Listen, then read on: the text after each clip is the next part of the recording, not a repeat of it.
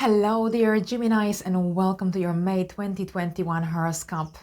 If this is your first time here, my name is Justina and I use Western astrology, tropical zodiac, and these predictions are most accurate for the rising sign. However, if you don't know your rising sign, you can always check your moon sign or your sun sign and see if you can relate to these.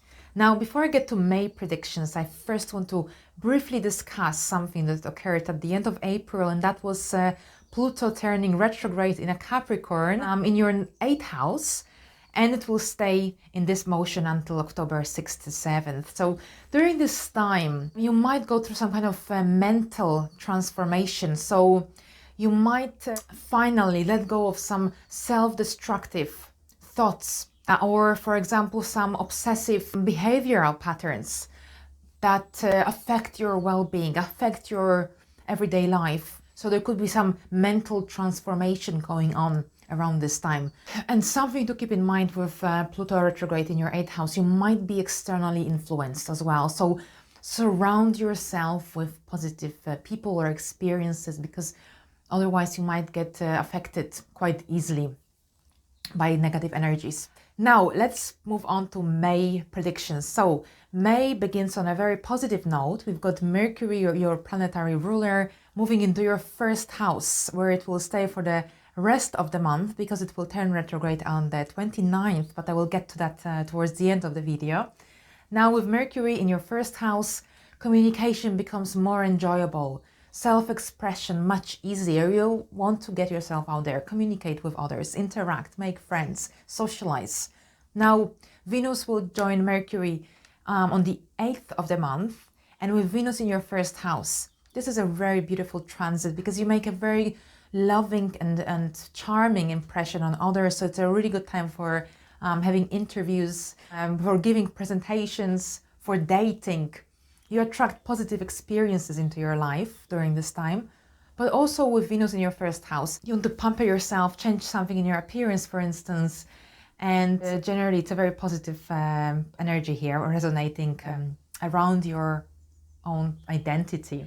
And on the 11th of the month, we've got a new moon in Taurus happening in your 12th house. So a new moon is usually a time of new beginnings, a fresh start, a time when we plant new seeds.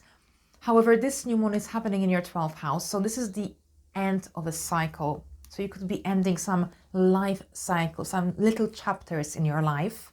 But also during this new moon, you might start working from behind the scene on some projects, perhaps doing some charity work, for instance.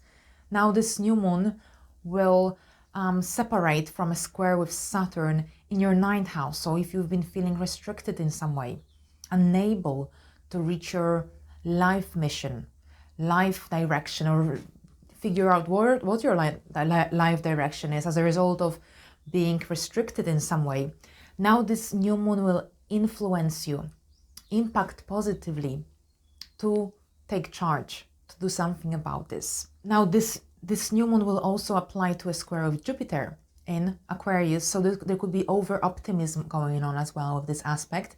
And Jupiter will be in the final degree of Aquarius, 29 degree, an heretic degree.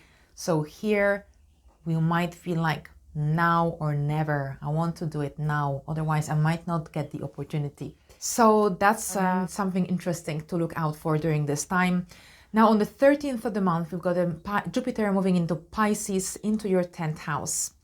And Jupiter will stay here until 26th of July, at which point it will return back into your 10th house, into Aquarius. So with Jupiter in your 10th house, you will get a little taste during this transit of what 22 could bring for you in terms of your professional life, because this is where Jupiter will remain for the majority of 2022. So with Jupiter in your 10th house, this could be a time of some new opportunities that come up for you in the area of career. So perhaps a new career, or perhaps an opportunity to study, to do some professional development courses. So it's really a time of luck, abundance, good fortune in the sphere of professional life. And on the 20th of the month, we've got the Sun moving into your 1st house, dear Gemini. So a happy birthday to all Geminis watching this video for their Sun sign. And during so from the 20th until mid-June, The sun is shining the light on you, on your identity, on your own persona. So it's a really great time for initiating something new during this time because you are really energized with the sun in your first house. You're full of vitality, strength, really lovely transit. On the 23rd of the month, we've got Saturn going retrograde in your 9th house of life direction, faraway trips, higher education.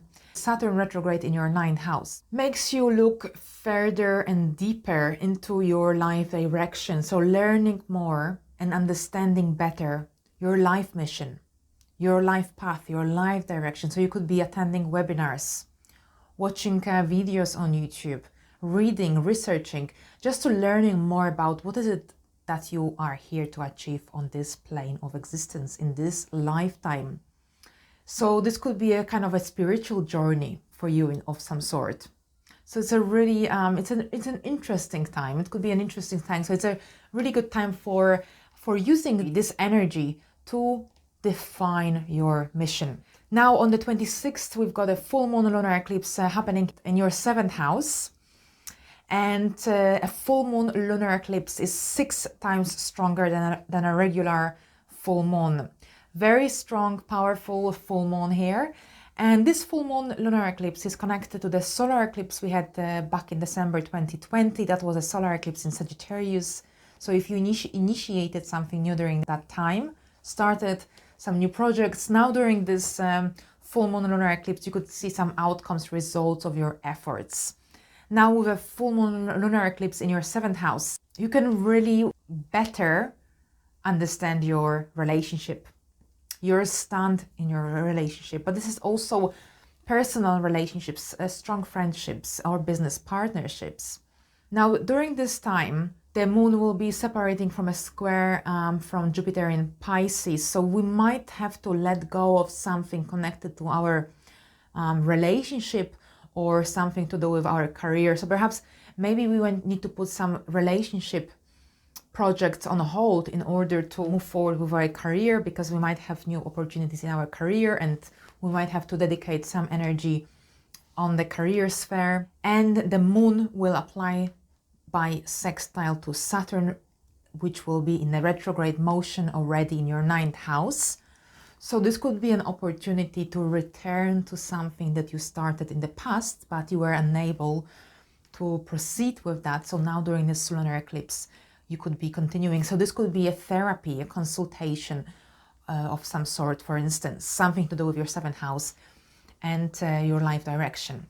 All right, so the last thing I wanted to discuss today is Mercury going retrograde. Mercury will go retrograde on the 29th of May in your 1st house. So this is your planetary ruler, first of all, and Mercury rules communication. So there could be some communication dilemmas perhaps going on from the very end of May and throughout the first weeks of June. And so misunderstandings, possible misunderstandings. So clear communication is key during Mercury retrograde. If you're planning to take any short trips, make sure you book everything in advance. You leave earlier because you might be stuck in traffic unexpectedly. Make sure you check your car, back up all your data, your files. And if you have to sign any important documents, make sure you read everything twice so you don't overlook anything. All right, so this is what I've got for you for May 2021. I hope it's a good month for you. And thank you so much for your attention, and I will see you in my next video. Bye for now.